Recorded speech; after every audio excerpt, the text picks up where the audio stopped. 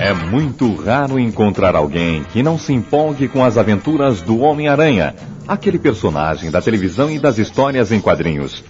Ele tem a incrível capacidade de escalar paredes de edifícios e de usar fios de sua teia para capturar bandidos. Nosso programa de hoje vai falar da aranha e principalmente da sua arma fatal, a teia. A aranha está no centro da teia, de cabeça para baixo, aproxima uma mosca em vibração da periferia onde ela se gruda e continua vibrando. A aranha se orienta, corre em direção à mosca, apanha com as patas, morde, arranca a mosca, volta rapidamente para o centro, se coloca numa postura especial e começa a enrolar a presa num espesso jato de seda, e até que ela fique igual a um pacotinho que ela pendura no centro da teia. E aí ela começa a ingestão.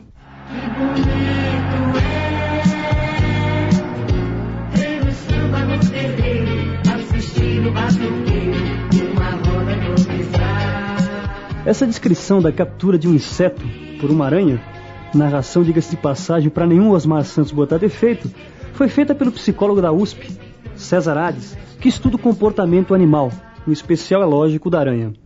Professor, a gente não pode falar em aranha sem falar em teia. O que está envolvido no processo de fabricação de uma teia? É interessante começar dizendo que existe uma diversidade muito grande de aranhas. E que entre estas aranhas, que têm modos de vida muito diferentes, por exemplo, você vai encontrar aranhas que cavam tocas no chão, faz uma espécie de alçapão para fechar a toca. Você vai encontrar aranhas que formam uma bolha debaixo d'água para se esconder e para viver dentro da bolha. E você vai encontrar algumas aranhas que descobriram um uso especial para o fio de seda, que eu uso como armadilha. E basicamente o fio de seda tem duas funções. Uma delas é de transmitir a vibração. Ela é uma espécie de fio telefônico da aranha, pelo qual ela pode ter uma informação sobre insetos que estejam longe dela própria. E também a segunda função dele seria de reter o inseto, de onde muitas vezes ele se recobre de visgo ou de cola para prender o inseto. Né? Então, graças a essas duas funções, nós vamos ver uma diversidade incrível de teias, através das quais as aranhas ampliam o seu poder de captura de insetos. O senhor poderia falar um pouco mais sobre essa diversidade de teias, sobre a estratégia de algumas delas? Nós vamos encontrar teias em forma de cúpula. É uma cúpula de fios, acima da qual existem uns fios mais ou menos verticais. Quando o inseto bate na barreira de fios verticais, ele cai na cúpula, onde o espera a aranha. Nós vamos encontrar teias que se colocam no canto das paredes de casa, que são feitas de fios mais ou menos casuais. Sabe, a pessoa que olha não percebe um padrão. No entanto, o inseto, quando bate lá, ele se perde, se emaranha e dá tempo à aranha de chegar e capturar. E então nós vamos ver que cada tipo de teia se ajusta a um tipo de ambiente e se ajusta a um tipo de inseto. Se a presa, vamos dizer, desenvolve uma capacidade de defesa, automaticamente a aranha desenvolve uma capacidade de ataque? Olha, isso é evidentemente ao longo da evolução, né? Você vai encontrar realmente um relacionamento entre presa e predador que não é amigável, é claro, né? É cada um tentando tirar vantagem. Então a presa tentando escapar, fugir, descobrir a rede antes de cair dentro dela. E a aranha encontrando uma maneira de capturar melhor. Um dos casos mais interessantes dessa adaptação recíproca é o caso da captura de borboletas e de mariposas por certas aranhas de teia. Parece que a borboleta e a mariposa criam essas escamas, esse pozinho das asas, exatamente como uma defesa contra o visgo, contra a cola das teias. Então, muito frequentemente, uma borboleta, quando bate na teia, ela perde um pouco de pó, mas ela ganha vida, certo? Ela escapa, ela não se deixa grudar pela teia. Agora, o que as aranhas desenvolveram em resposta a esse tipo de defesa do predador? Uma delas é uma resposta muito rápida de abraçar a presa e morder. O que a aranha normalmente não faz com presas grandes, do tamanho da borboleta.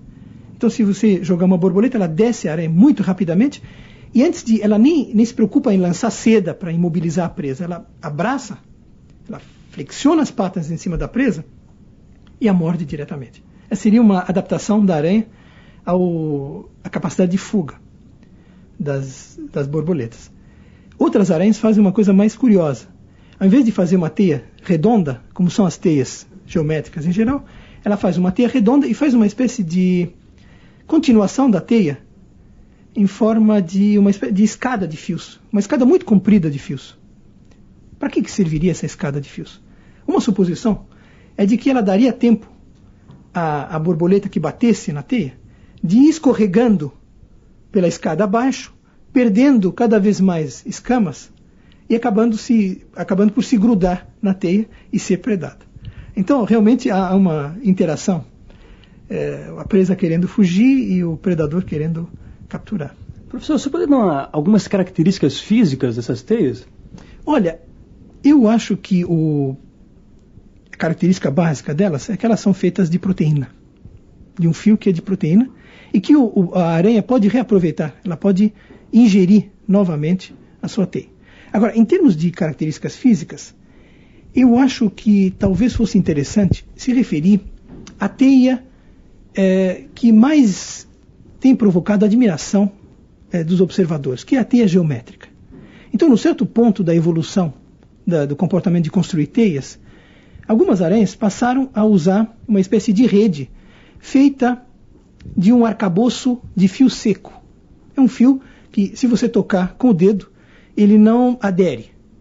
É um fio resistente. Então ele formaria uma espécie de esqueleto de arcabouço que seria feito em forma de raios. São raios que convergem para um miolo central, né? E que se amarram à vegetação por fios que são chamados amarras.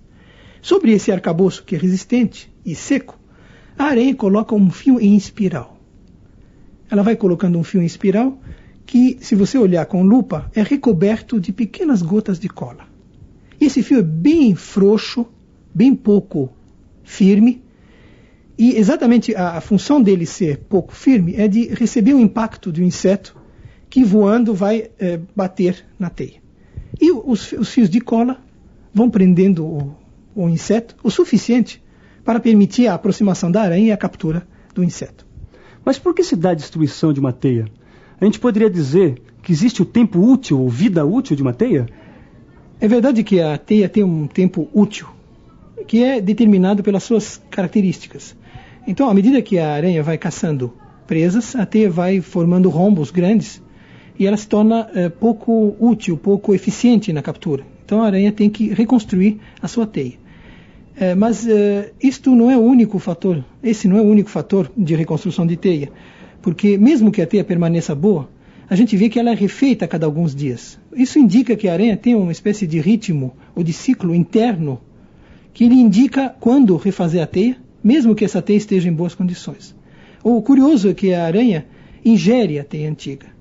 Ela, ao mesmo tempo em que ela a destrói, ela a ingere, e esta seda que ela ingere é reaproveitada nas teias novas. O que indica que no mundo da aranha nada se perde. Existiriam afinidades entre os diversos tipos de teia? O que se mantém fixo nessas teias? Olha, o que se mantém fixo são esses princípios que eu te disse, de transmitir vibração, né? E de deter a marcha, o voo, o pulo do inseto. São essas as propriedades que são fixas em todas as teias. Agora, cada uma vai ter suas propriedades específicas.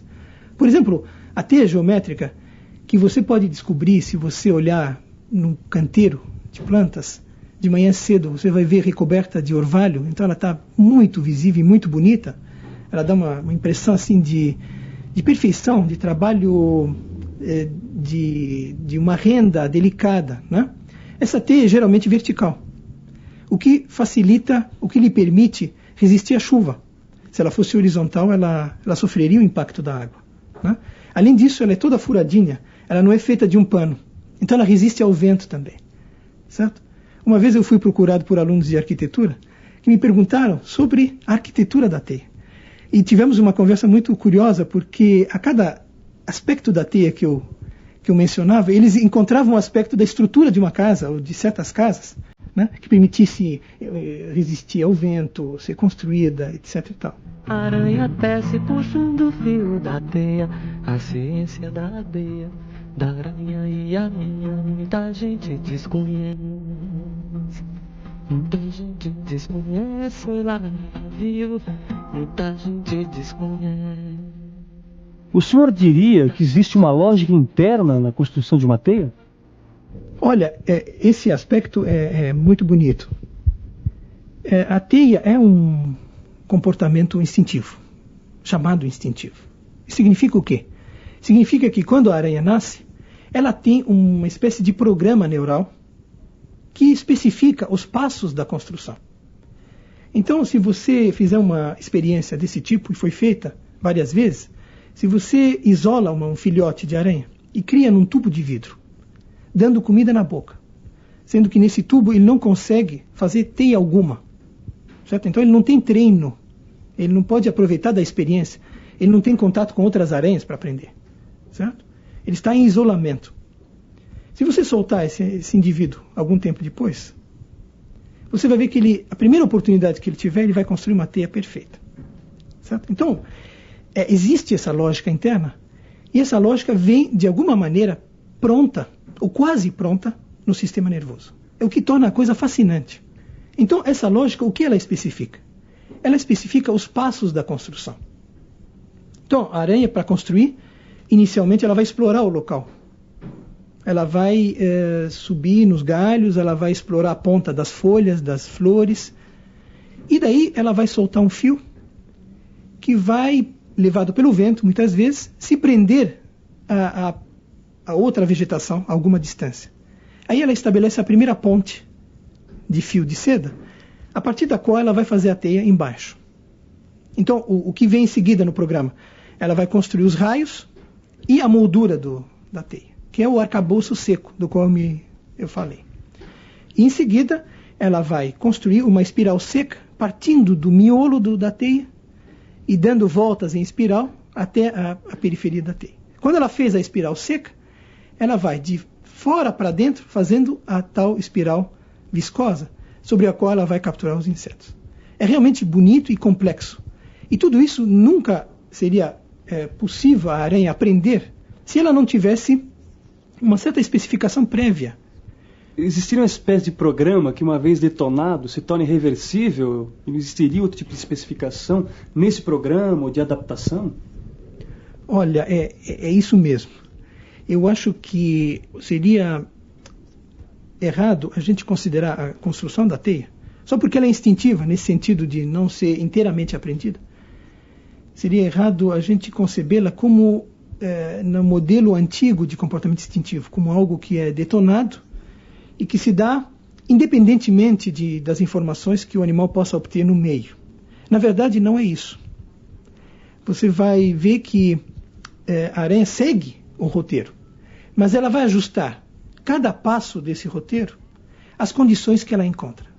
Então, supondo que a aranha esteja construindo os raios da teia, e você, maldosamente, você chega com uma agulha quente e vai rompendo alguns dos raios que ela acaba de construir. Isso não perturba muito a aranha. Ela vai simplesmente localizar os lugares onde você tirou os raios e ela vai construir outros para substituir. Então ela é capaz de substituir enquanto você tirar os raios até um certo ponto. Isso indica que enquanto ela está construindo, ao mesmo tempo que ela segue aquele roteiro básico, ela está prestando atenção naquilo que ela está fazendo e nas condições ambientais. Então, na verdade, a teia é o produto de uma confluência, de um programa já pronto, que vem no sistema nervoso da aranha, e de uma capacidade da aranha ler o ambiente e ajustar o seu programa às condições específicas do ambiente. Nós poderíamos chamar isso de memória, né? Ou de capacidade cumulativa da aranha, né? Olha, eu não diria exatamente memória nesse caso, porque talvez a aranha, construindo a teia, ela não lembre os passos específicos que ela seguiu, né? Eu chamaria mais de ajustamento, sabe? O programa é suficientemente flexível para admitir um certo ajustamento. Ela não precisa lembrar desse ajustamento. Existe uma mística da aranha de que ela é essencialmente predadora e a atividade dela é de um predador. Mas a capacidade de defesa da teia existe? Olha, eu acho que existem alguns animais que têm que resolver um duplo problema de sobrevivência. Uma é encontrar comida, outra fugir de outros animais que acham que eles são comida. Certo? A aranha se encontra nesse caso, que é muito frequente. Então ela desenvolveu táticas de captura, tanto que você vai ver que a teia é um instrumento belíssimo de captura, né? De transmissão. A forma dela em termos de raios que convergem para o centro é uma adaptação à captura. O fato dela ser quase invisível também é uma adaptação à captura. O inseto não vê a teia, não pode evitar. Certo? Então ela é basicamente nesse sentido ela é predadora. Ela tem que se nutrir de outros animais. Agora, de outro lado, ela também é predada. Como é que ela resolve o problema da predação? Então cada tipo de aranha, mesmo de aranha de teia geométrica, vai resolver de uma maneira. Algumas fazem a teia perfeita e constroem um refúgio com uma folha dobrada fora da teia. E esse refúgio está ligado com um fio só à própria teia. Então, quando cai um inseto, a vibração viaja através desse fio e vai avisar a aranha que está dentro do refúgio dela. Aí ela sai e captura. Ela não precisa ficar exposta o tempo todo. A aranha que eu estudo, que é uma aranha comum, que chama Argiope argentata, esta aranha fica sempre no centro da teia. Então ela não dispõe da defesa da folha ou do refúgio fora da teia. Ela se expõe bastante. Então ela tem vários mecanismos de defesa. Um deles é a queda muito rápida ao chão. Então, se você sacudir de leve a teia, ela se deixa cair e reencontra o centro muito facilmente através de um fio que ela deixou grudado no centro, né? E daí ela se defende. Outra maneira também de se defender em certas aranhas é a camuflagem, certo? Então certas aranhas constroem uma parte da teia de tal maneira que o corpo dela se confunda com esta parte e pareça maior às vezes. Isso pode afugentar ou distrair os predadores. Muita gente desconhece lá, viu? Muita gente desconhece. Muita gente desconhece lá, muita gente desconhece. Como é que o senhor sistematiza o estudo da aranha? Como é que o senhor as observa? Olha, primeiro contato com a aranha é feito geralmente como qualquer pessoa observaria uma aranha, observaria um animal. Quer dizer, o começo da observação é feito diretamente, a gente observa, toma nota dos comportamentos que ela exibe, tenta conhecer melhor. Mas essa é apenas a primeira fase. Você depois tem que introduzir assim, certos recursos que aumentam o rigor da tua observação. Por exemplo, você filma a aranha. Certo? Você pode filmar em câmera lenta e você pode observar certos comportamentos que são difíceis de observar a olho nu. Depois você observa muitas aranhas, de tal maneira a conseguir obter as variabilidades existentes no comportamento. No caso da teia, você dispõe de um recurso muito interessante, que é a fotografia da teia. Então você usando um fundo especial, uma iluminação especial, você consegue fotografar uma teia de maneira que os fios apareçam como traços brancos, muito nítidos, numa ampliação fotográfica. E aí você pode medir as características da teia a partir da foto, o que é muito rigoroso. E você pode lançar estas medidas no computador, porque são muitas medidas. Você nunca acabaria de calcular se fizesse na mão, com a máquina de calcular. E você obtém, então, uma espécie de análise do padrão da teia. Certo? O que um pequeno animal com poucas células neurais faz em meia hora, você leva, às vezes, dias para analisar. Esse método da fotografia tem sido útil em muitas pesquisas sobre a teia. Por exemplo, uma das mais curiosas e talvez divulgadas são as que usam drogas para estudar o comportamento de construir. Então, se você der a uma aranha uma gotinha de diazepam, que é um Valium, que é um tranquilizante, você vai ver que ela vai construir uma teia bem menor do que normalmente, assim como se ela estivesse com preguiça de construir. Se você oferecer anfetamina, que é uma bolinha, para a aranha, ela vai construir uma teia bastante desordenada, né, bastante irregular, você vai reconhecer ainda as proporções. O mais curioso é alguém que deu LSD para a aranha. Numa certa dose, a teia era mais regular que as teias normais, sob LSD. De onde ninguém consegue explicar esse resultado. A ideia desse autor é que o LSD simplesmente impediu a aranha de se distrair no seu comportamento instintivo. Bom, professor, o senhor deu uma série de exemplos quanto ao tratamento da aranha, né, no estudo da aranha. Ao leigo pode parecer que o senhor está descobrindo o sexo dos anjos, né? Já que a nossa cabeça é muito racional e pensa na relação de causa e efeito. Olha, a gente tem que distinguir duas formas de um trabalho ser produtivo, né? Uma é a forma de prática, de utilização prática, né? Existem algumas utilizações do conhecimento sobre a teia, mas são poucas, como, por exemplo, talvez usar a aranha como um elemento que vai filtrar certos insetos, né? Que vai eliminar certos insetos. Mas existe uma segunda forma de produção, que é a descoberta de princípios gerais. Veja, quando a gente está estudando a teia da aranha, por exemplo, a gente está evidentemente interessado na aranha. Mas a gente também está procurando princípios gerais de comportamento. Isso é a parte mais fascinante. E eu acho que, trabalhando com a teia, por exemplo, eu me dei conta de que as definições de instinto que a gente tem, que são definições gerais, muitas vezes pecam por não levar em conta a capacidade de ajustamento que está contida no próprio comportamento instintivo. Certo? Isso o estudo da teia mostra de maneira muito bonita. Por exemplo, num trabalho que eu fiz no laboratório, aqui do departamento, eu ofereci a aranhas uma série de ambientes para construir a teia. Ambientes muito exíguos, vamos dizer um quadrado, uma moldura de 12 centímetros de lado.